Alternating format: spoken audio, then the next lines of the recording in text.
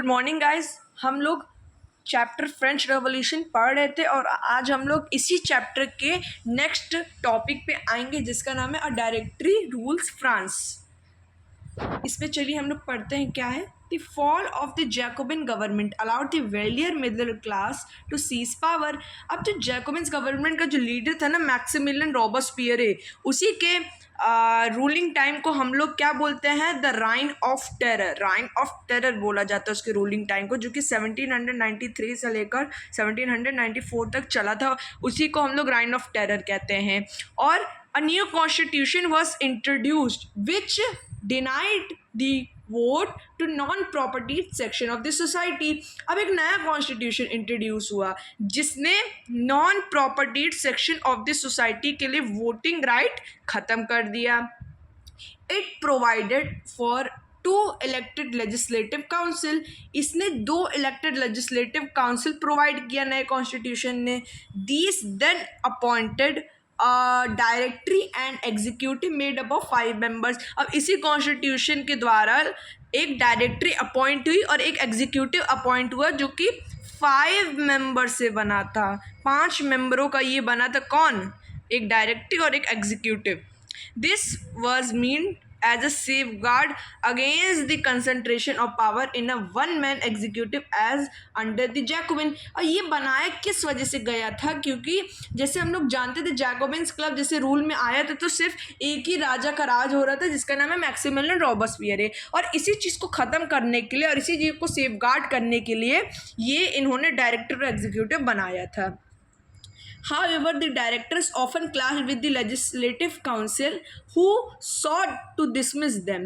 अब क्या हुआ कि जैसे इन लोगों ने तो वो ख़त्म कर दिया concentration of the power in a one man executive, but क्या हुआ कि डायरेक्टरीज जो बनाई गई थी और लेजिस्लेटिव काउंसिल बनाई गई थी, कभी कभार यही दोनों एक दूसरे में लड़ने लगे थे।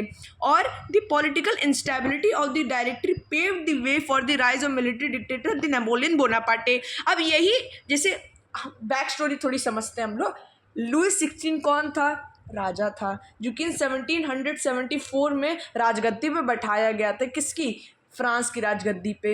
और उसके बैठने के बाद क्या हुआ कि उसने बहुत सारी चीज़ें गलत की और गलत करने के कारण लोगों ने उसे क्या करा, गुलिटिन नाम के एक उससे पब्लिकली उसको मार दिया गया पैलेस ला कॉन्कॉर्डे पे 21 जनवरी 1793 को उसको मार दिया गया। वो एक मोनार्क रूलर था और उसने थर्ड एस्टेट के लोगों को बहुत ज़्यादा सताया था, बहुत ही ज़्यादा सताया था। और फर्स्ट और सेकंड एस्टेट के लोग उसके राज में एकदम बढ़िया चंगे थे।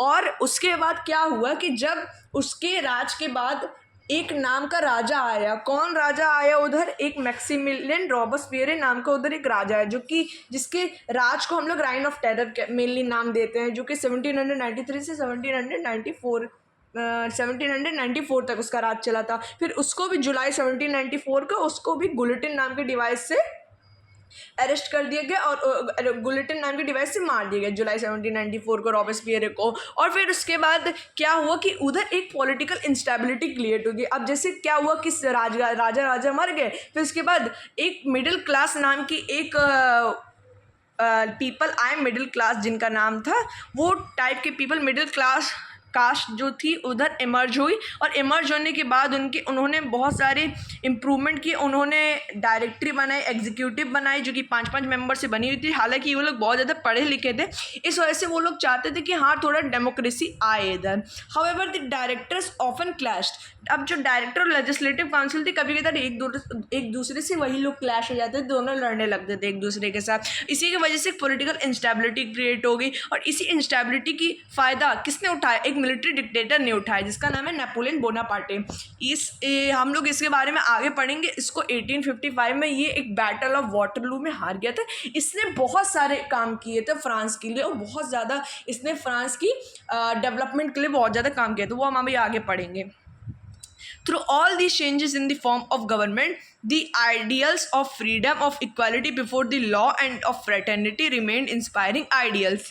अब ये सारे changes तो हो ही रहे थे। अब जो फ्रीडम के आइडिया था, इक्वालिटी बिफोर लॉ का आइडिया था, ये लगातार इंस्पायर कर रहा था लोगों को और पॉलिटिकल मूवमेंट को भी मोटिवेट कर रहा था फ्रांस में and the rest of the Europe during the following century. मतलब आइडियल्स ऑफ फ्रीडम और इक्वालिटी इमर्ज हो रही थी यूरोप में। किसकी वजह से? द फ्रेंच रेवोल्यूशन की वजह से ये आइडियाज़ आ रहे थे। किसके लोगों के अंदर आ रहे थे? किसके?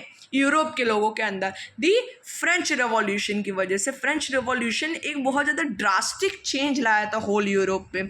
यूरोप में इसकी वजह से बहुत सारे चेंजेस आए जो कि हम लोग अभी नेक्स्ट चैप्टर में भी पढ़ेंगे। जैसे रशियन रेवोल्यूशन में जो चैप्टर है उसके first part socialism in Europe में ये बताया गया है कि फ्रेंच रेवोल्यूशन की वजह से कौन कौन से चेंजेस आए, वो हम आगे पढ़ेंगे। अब हम लोग इस चैप्टर के नेक्स्ट पार्ट पे आते हैं जिसका नाम है did women have a revolution. अब इस रिवॉल्यूशन में वुमेन्स की क्या भूमिका थी, वुमेन के क्या कैरेक्टरिस्टिक थे, वो हम लोग अब इसे पढ़ेंगे।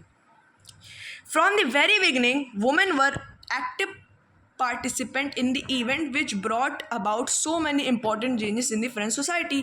अब क्या वुमेन की जो भूमिका थी, और वुमेन जो थी वो बहुत एक्टिव पार्टिसिपेंट थे, मतलब बहुत अच्छे से वो लोग पार्टिसिपेट करते थे रिवॉल्ट्स में। They hope that their involvement would pressurise the revolutionary government to introduce measure to improve their life. अब उन्हें लगता था कि हम लोग मतलब जैसे रिवॉल्यूशन कर रहे हैं तो हमारी लाइफ में भी कुछ चेंजेस आएंगे। जो रिवॉल्यूशनरी गवर्नमेंट आ रही है वो हमारे लिए कुछ हमारी लाइफ के बेटरमेंट के लिए काम करेगा, पर ऐसा नहीं हुआ। Most women of the third estate had to work for a living. अब जो थर्ड एस्टेट की जो वुमेन थी ना, उनको बेचारी को काम करना पड़ता था अपनी फैमिली को चलाने के लिए। दे वर्क एज सीमस्ट्रेसेस और लॉन्ड्रेसेस, सोल्ड फ्लावर सोल्ड करते थे, लॉन्ड्री संभालती थी, फ्रूट्स एंड वेजिटेबल्स भी सेल करती थी मार्केट में, और were employed as domestic servant. लोगों की तरह नौकर में काम करते, लोगों के लिए नौकर बन के काम करती थी। हाउसेस ऑफ प्रॉस्पेरस पीपल वो थे जो कि थर्ड स्टेट में कुछ प्रॉस्पेरस पीपल थे, और प्रॉस्पेरस पीपल इधर उन लोगों को भी बताया जा रहा है कि जो कि बहुत ज़्यादा धनी आदमी थे, जो बहुत ज़्यादा वेल्दी पीपल जो होते थे ना, उन्हें ही हम लोग प्रॉस्पेरस पीपल का नाम देते। Wealthy people are known as prosperous people in this society। Most women did not have the access to education और जॉब ट्रेनिंग। अब जो लगभग वुमेन थी ना, उनके पास जॉब ट्रेनिंग और एक्सेस और जो एजुकेशन थी उसके लिए एक्सेस नहीं था। वो लोग पढ़ नहीं सकती थी या फिर जॉब की ट्रेनिंग नहीं ले सकती थी। Only daughters of nobles और wealthier members of the third estate could study at a convent। अब जो डॉटर्स या नोबल्स होती थी wealthier members के थर्ड एस्टेट के, सिर्फ उन्हीं लोगों को स्टडी करने का अधिकार था। After which their families arranged a marriage for them। Working women had also to take care for their family, that is cook, fetch water, queue up for bread and look after the children। अब इसमें women के काम बता रहे कि women क्या क्या करती थी। वो लोग अपने फैमिली को लुक आफ्टर भी करती थी, पानी भी फेच करने जाती थी, कुक का भी काम करती थी, और ब्रेड के लिए लंबी लंबी लाइनों में लगे रहती थी, और उनकी वेजेस जो होती थी वो मेन से कम होती थी। मतलब उनको टोटली डिस्क्रिमिनेट किया जा रहा था। In order to discuss and voice their interest, women started their own political clubs and newspaper। About 60 women clubs came up in different French cities। अब 60 से ज़्यादा women club जो थे ना वो French cities में बनने लगे, जिसमें से एक बहुत ज़्यादा ही फेमस ग्रुप था the society of the revolutionary and Republican women. ये बहुत ज़्यादा फेमस ग्रुप था वुमेन्स का, जो कि जिसके बारे में अभी हम लोग पढ़ेंगे। One of their main demands was that women enjoyed the same political rights as men. अब इनकी मेन डिमांड क्या थी? उनको भी वो चाहती कि मैन को जैसे पॉलिटिकल राइट्स मिलते वैसे वुमेन को भी मिले। Women were disappointed that the constitution of 1791 reduce them to passive citizen. अब जैसे कि हम लोगों ने पढ़ा 1791 का जो कॉन्स्टिट्यूशन बना था, नेशनल असेंबली ने जो बनाया था, उसमें वुमेन को टोटली इग्नोर करा गया, और वुमेन को इग्नोर मारते हुए उसमें दो टाइप के सिटीजन बना दिए, एक एक्टिव और एक पैसिव। पैसिव वो टाइप के सिटीजन थे जिनको राइट टू वोट नहीं था, और एक्टिव वो टाइप के सिटीजन जिनको राइट टू वोट था, और वो लोग 21 साल से बड़े थे, और वो लोग टैक्स पे करते थे equivalent to 3 days of the labourers wage. They demanded the right to vote, to be elected to the assembly and to hold political office। Only they felt would their interest be represented in the new government. अब वो लोग ये चाह रहे थे कि उनको भी वोटिंग राइट मिले और उनको भी पॉलिटिकल ऑफिस में कोई जगह मिले। In the early years the revolutionary government did not introduce laws that help improve the life of women. अब जो रिवॉल्यूशनरी गवर्नमेंट थी ना, उसने शुरुआती के सालों में तो वुमेन के लिए कुछ भी नहीं किया और कुछ भी नहीं किया और उन लोगों को टोटली इग्नोर मारा। Together with the creation of और states schooling was made compulsory for all the girls. अब कुछ समय बाद जो सारी गर्ल्स थी ना, उनके लिए स्कूलिंग कंपल्सरी कर दी गई। Their fathers could no longer force them into marriage against their will. अब ऐसा भी लॉ बना दिया गया कि उनके जो पेरेंट्स हैं ना, वो उन्हें फोर्स नहीं कर सकते मैरिज के लिए जब तक उनकी चाहत खुद ना हो कि हाँ हमें मैरिज करनी है। अब marriage was made into a contract entered into freely and registered under civil law. अब इसका मतलब है कि मैरिज जो है ना, वो जब तक उस लड़की की चाहत नहीं होगी शादी करने की, तब तक वो शादी नहीं कर सकती है। और उसको जब करनी होगी तो वो फ्रीली शादी कर सकती है, किसी से भी शादी कर सकती है अंडर द सिविल लॉ के अंतर्गत ये लिखा गया। Divorce was made legal. और जो डाइवोर्स, जैसे कुछ महिलाओं को डाइवोर्स लेना होता है, तलाक लेना होता है, तो उसको भी लीगल कर दिया गया। And could be applied for by both man and women. अब मैन एंड वुमेन में जिसको भी डाइवोर्स लेना होगा वो लीगल कर दिया गया। अब मतलब वुमेन और मैन डाइवोर्स ले सकते थे। Women could now train for jobs, could become artisans और रन स्मॉल बिजनेस। अब जो वुमेन थे उनको भी राइट दे दिया गया जॉब ट्रेनिंग के लिए, और वो आर्टिशियंस भी बन सकती थी या फिर अपना खुद का छोटा सा बिजनेस चला सकती थी। Women's struggle for equal political rights, however, continued during the Reign of Terror. अब Reign of Terror के बीच में वुमेन को बहुत ज़्यादा स्ट्रगल करना पड़ा अपने पॉलिटिकल राइट्स के लिए, पर हालांकि उनको आगे चलकर इसमें सफलता मिल गई। The new government issued laws ordering closure of women's club. अब जो राइन ऑफ टेरर था ना, उसमें मैक्सिमिलियन रॉबेस्पियर ने एक काम किया था, ये काम किया था, बड़ा ही भद्दा काम किया था जो भी, उसने सारे पॉलिटिकल क्लब्स को बंद करवा दिया, जितने पॉलिटिकल क्लब्स थे और सबको बंद करवा दिया। और अगर कोई इसको इलीगली खोला जाएगा तो उसको गिल्टी मानकर कोर्ट में ट्रायल करके और उसको बुलेटिन नाम के डिवाइस से मरवा दिया जाएगा।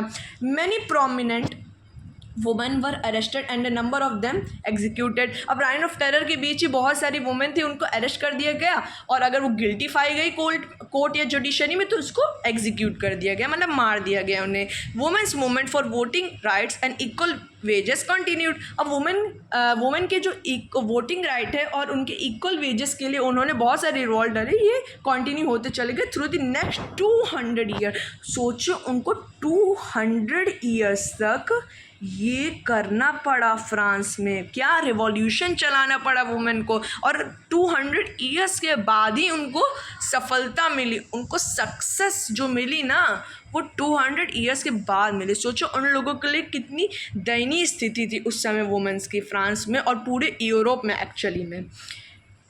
The fight for the vote was carried out through an international suffrage movement. अब उन लोगों ने बहुत सारे इंटरनेशनल सफरेज मूवमेंट चलाए वुमेन्स ने during the late 19 and early 20th century आते आते और लेट 19th सेंचुरी के बीच में इन्होंने बहुत सारे सफरेज मूवमेंट चलाए internationally. The example of the political activities of French women during the revolutionary year was kept alive as an inspiring memory. इनकी जो रेवोल्यूशन और इनकी जो पॉलिटिकल एक्टिविटीज़ उन लोगों ने जो फ्रेंच वुमेन ने लड़ी थी ना, बहुत ज़्यादा इंस्पायरिंग है और आज भी वुमेन इनसे इंस्पायर होती हैं। फाइनली 1946 में वुमेन को फ्रांस में राइट टू वोट की आज़ादी मिली। अब वो लोग भी खुद से अपना वोट कास्ट कर सकती हैं। अब इधर एक महिला का नाम आता है जिसका नाम है ओलंपी डी गौजेस।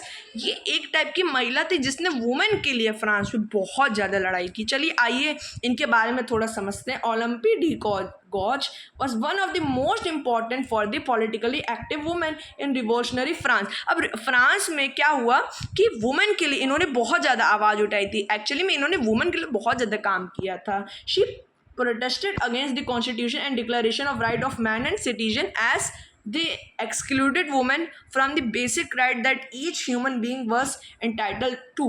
अब इन्होंने क्या किया, जो declaration of right of man and citizen जो था नेशनल असेंबली कॉन्स्टिट्यूशन में, इसने उन्होंने बोला कि वुमेन को तो टोटली इग्नोर करा गया है, ये तो सरासर गलत है। और 1791 में she wrote a declaration of the right of women and citizen, उन्होंने एक डिक्लेरेशन लिखा वुमेन एंड सिटीजन के राइट्स के लिए, which she address to the queen and to the members of the national assembly. उसने क्वीन और national assembly के member को ये दिखाया कि इस डिक्लेरेशन को वो लोग एक्सेप्ट करें, demanding that they act upon in it. उनको डिमांड करी थी कि इस पर कुछ एक्शन ले। In 1793 Olympe de Gouges criticise the Jacobin government for forcibly closing down women's club. अब उन्होंने जैकोबिन्स गवर्नमेंट को भी बहुत ज़्यादा क्रिटिसाइज किया था कि उन्होंने ये जो क्लब वगैरह ये बंद क्यों करवा दिया, और इसी की वजह से she was tried by the national convention. National convention जो एक टाइप की उन्होंने ब्रांच बनाया था फ्रांस में, उसमें इन्हें ट्राइड कर दिया गया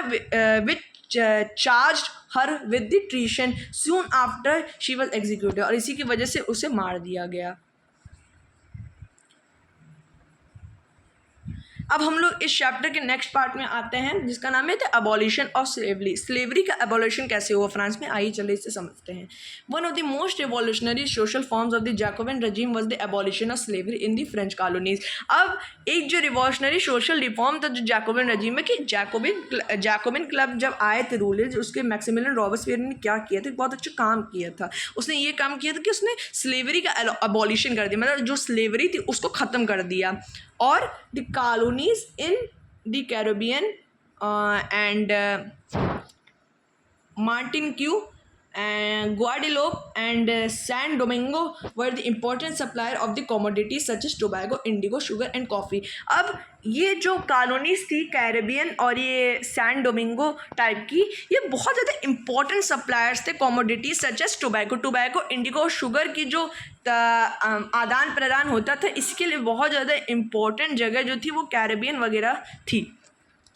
अब एक टाइप से ना इधर ना एक ट्रायंगुलर चेंज थी, ट्रायंगुलर स्लेव ट्रेड होता था यूरोप, अफ्रीका और अमेरिका में। जिससे मैं आपको एक टाइप से मैप टाइप से बताता हूँ। जैसे मान लो कि ये आपका अमेरिका है, ऐसा मान लेते हैं, ठीक है, और ये आपका अफ्रीका आ गया, मान लीजिए ये आपका अफ्रीका इधर कहीं आ गया, और ये आपका कहीं यूरोप आ गया, यूरोप में ये आपका मान लीजिए फ्रांस हो गया, और ये आपका अमेरिका हो गया, ये आपका कैरेबियन हो गया मान लीजिए। तो एक ऐसे पहले फ्रांस से लोग कैरेबियन जाते थे, वो जो लोग होते थे क्या पहले कैरेबियन जाकर उधर से स्लेव उठाने के बाद ये लोग इधर यूएसए जाते थे, यूएसए से कॉफ़ी लेकर वापस फ्रांस में। तो देख रहे हो इधर एक ट्रायंगुलर फॉर्मेशन है, इसी ट्रायंगुलर फॉर्मेशन को ही यूरोप, अफ्रीका और अमेरिका के बीच बताया गया, यही ट्रायंगुलर स्लेव ट्रेड है। अब क्या हुआ, the slave trade began in 17th century. French merchants sailed from the ports of Bordeaux or Nantes to the African coast, where they brought slaves from the local chieftain। वो लोग बॉर्डक्स या फिर नाइंटस से जाते थे, फ्रांस के जो स्लेव ट्रेडर्स होते, मतलब जो फ्रेंच मर्चेंट्स होते थे, और अफ्रीकन कोस्ट में जाते थे जहाँ वो लोग लोकल चिफ्टन से स्लेव को खरीदते थे। Branded and shackle the slaves were packed tightly into the ship में उनको जैसे माल होता है ना, जैसे टाइटली रखा जाता है, वैसे उन स्लेव्स को रखा जाता था for 3 months long voyage across the Atlantic to the Caribbean से अटलांटिक के बीच में उन्हें मतलब उनके 3 month की वोयज में उनको रखा जाता था, और उनको 3 months तक मतलब उधर ही काम करवाया जाता था। There they were sold to the plantation owner, जहाँ उनके प्लांटेशन ओनर में उन्हें सोल्ड कर दिया, मतलब जो प्लांटेशन का जो ओनर होता था उधर उनको बेच दिया जाता था। The exploitation of slave labour made it possible to meet the growing demand in Europe market for sugar, coffee and indigo. अब यही जो स्लेव लेबर का एक्सप्लॉयटेशन हुआ ना, यही इसी की वजह से यूरोप में शुगर, कॉफ़ी और इंडिगो अब जैसे इसने ख़त्म कर दिया। और एबोलिशन ऑफ स्लेवरी से क्या हुआ कि जो शुगर, कॉफ़ी और इंडिगो की जो रिक्वायरमेंट थी पूरी नहीं हो पा रही थी। Ports like Bordeaux and Nantes owned their economic prosperity and flourishing slave trade. अब एक बोर्डेक्स और नाइंटस टाइम की जो दो मेन टाइप के जो जहाँ से फ्रेंच मर्चेंट्स जाते थे वो लोग अपनी इकोनॉमिक प्रॉस्पेरिटी और स्लेव ट्रेड को वो लोग फ्लरिश कर रहे थे. Throughout the 18th century, there was a little criticism of slavery in France. The National Assembly held long debates about whether the rights of man should be extended to all French subjects, including those in the colonies. और मतलब national assembly ऐसी debate चला रही थी कि सारे मतलब बहुत लॉन्ग डिबेट चल रहे थे कि क्या क्या मैन को राइट देने चाहिए और क्या ये सारे राइट सारी फ्रेंच सब्जेक्ट या फिर सारी कॉलोनीज़ को देने चाहिए. But it do not pass any law. उसमें से कोई भी लॉ पास नहीं हो. Fearing opposition from businessmen who incomes depended upon to the slave trade. अब इन्होंने नेशनल असेंबली में डिबेट तो चला है पर उनके अंदर एक डर था कि बहुत बड़े बड़े बिजनेसमैन जो कि जिनकी इनकम स्लेव ट्रेड पर ही वो डिपेंडेंट है उनकी वजह से इनको डर लगने लगा. It was finally the convention which in 1794 legislated to free the slaves in the French overseas possession. अब यही जो कन्वेंशन बनी थी ना इसी ने 1794 में सारे स्लेव को फ्री कर दिया गया. Congratulations. This however turned out to be a short term measure 10 years later. अब ये बहुत शॉर्ट टर्म मेजर था मतलब कि 1794 में ख़त्म कर दिया. इसी के 10 साल 1804 में क्या हुआ नेपोलियन बोनापार्टे ने वापस से स्लेवरी को इंट्रोड्यूस कर दिया था. Plantation owner understood their freedom as including the right to enslave African negroes. अब प्लांटेशन ओनर ने उनकी फ्रीडम को समझा और उनकी स्थिति को भी समझा और उनके इकोनॉमिक इंटरेस्ट को भी समझते. स्लेवरी जो थी वो फाइनली 1848 में अबॉलिश होगी. अब इधर एक वर्ड है निग्रोज. इसका मतलब क्या होता है? A term which is used for the indigenous people of Africa south of Sahara. It is a derogatory term not in common use any longer. अब एक टाइप का वर्ड जो कि आजकल यूज़ नहीं होता है. पहले के इंडिजिनस पीपल जो अफ्रीका के लोग होते थे और सहारा के लोग होते थे उनके लिए यूज़ किया जाता था. अब हम लोग इस चैप्टर के लास्ट पार्ट में आते हैं जिसका नाम है रेवोल्यूशन एंड एवरीडे लाइफ. अब उधर के रेवोल्यूशन और एवरीडे लाइफ को हम लोग समझते हैं. Can politics change the clothes people wear, the language they speak, or the books they read? The years followed in 1789 in France saw many such changes in the lives of men, women and children. The revolutionary government took it upon themselves to pass laws that would translate the ideals of liberty, equality into the everyday practice. इसमें ज़्यादा कुछ नहीं, इसमें यही बता रहे कि French revolution की वजह से बहुत सारे आइडियाज़ इमर्ज हुए थे यूरोप में जो कि किसके आइडियाज़ थे? लिबर्टी और इक्वालिटी के. One of the important law that came into effect soon after the storming of the Bastille in the summer of 1789 was the abolition of the censorship. जो सेंसरशिप थी उसकी एबॉलिशन हो गई. किसकी वजह से? जो एक बैस्टाइल में जो लोगों ने रिवॉल्ट करा था उसकी वजह से. इन द ओल्ड रेजिम जो 1790s तक का जो टाइम था उसे ओल्ड रेजिम कहते हैं. All written material and cultural activity books newspaper could be published or performed only after the had been accepted by the censors of the king. अभी जो किंग जब तक बोलेगा नहीं कि ये चीज़ पब्लिश होनी चाहिए, ये चीज़ पब्लिश नहीं होनी चाहिए, तब तक कोई चीज़ पब्लिश नहीं हो पाती थी.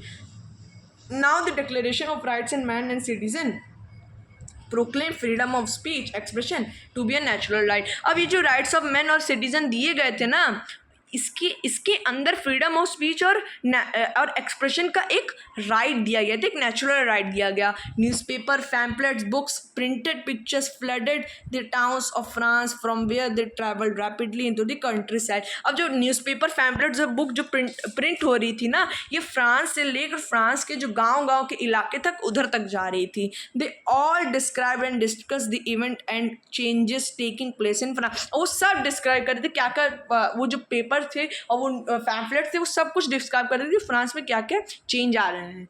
Freedom of the press also mean that opposing views of event could be express. Each side sought to convict the others of its position through the medium of print, play, songs and festive procession attracted large number of people. This was the one way that could grasp and identify with ideas such as liberty or justice that political philosophers were about at the length in text which only had a handful of educated people could read. इसमें ज़्यादा कुछ नहीं, बस उसमें वही back story type की बताई गई फ्रांस में कि क्या क्या उधर मतलब चल रहा था और क्या क्या उधर हुआ। अब इस चैप्टर के कंक्लूजन पे आते हैं। इस चैप्टर का कंक्लूजन क्या है? इन 1804 नेपोलियन बोनापार्ट, अब जैसे नेपोलियन बोनापार्ट उधर का रूलर बन गया था फ्रांस का, आगे चलकर जब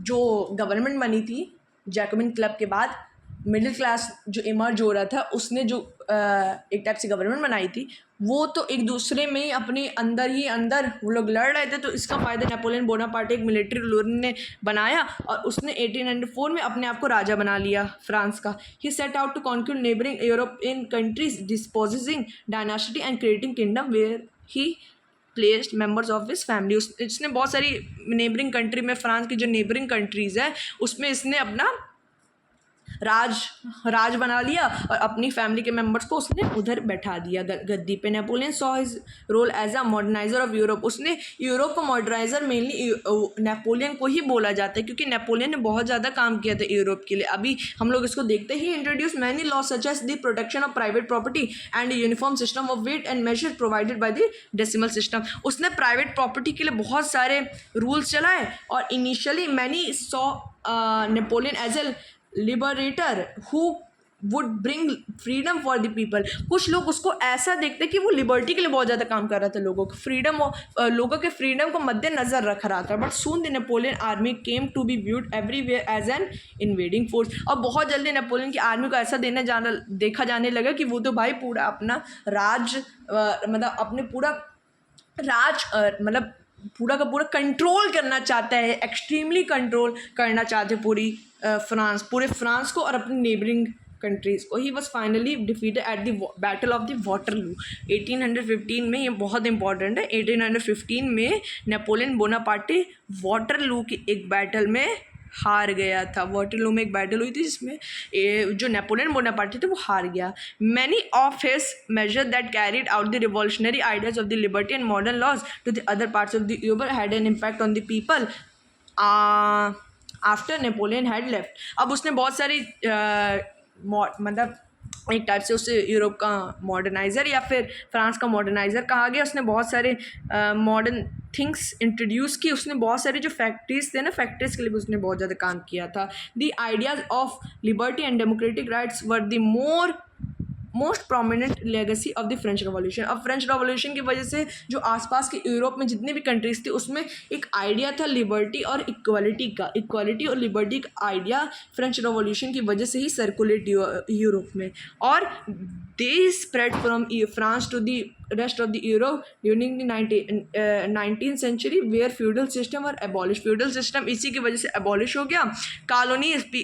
colonized people revoked the idea of from bondage into their movements to create a sovereign nation. Tipu Sultan and Raja Ram Mohan Roy are example, two individuals who responded to the ideas coming into the revolutionary France। मतलब यही बता रहे टीपू सुल्तान और राजा राम मोहन रॉय दो individual थे जिसने France में जो रिवॉल्यूशन आ रहा था उसके लिए रिस्पॉन्ड किया था। आज हमारी ये चैप्टर ख़त्म हो गया है। आशा करता हूँ कि आप लोगों को भी ये चैप्टर अच्छा लगा होगा। अब हम लोग आगे नेक्स्ट चैप्टर पढ़ेंगे इस बुक का, जिसका नाम है the socialism in Europe and the Russian revolution. तो आप मेरे चैनल पर बने रहे। धन्यवाद।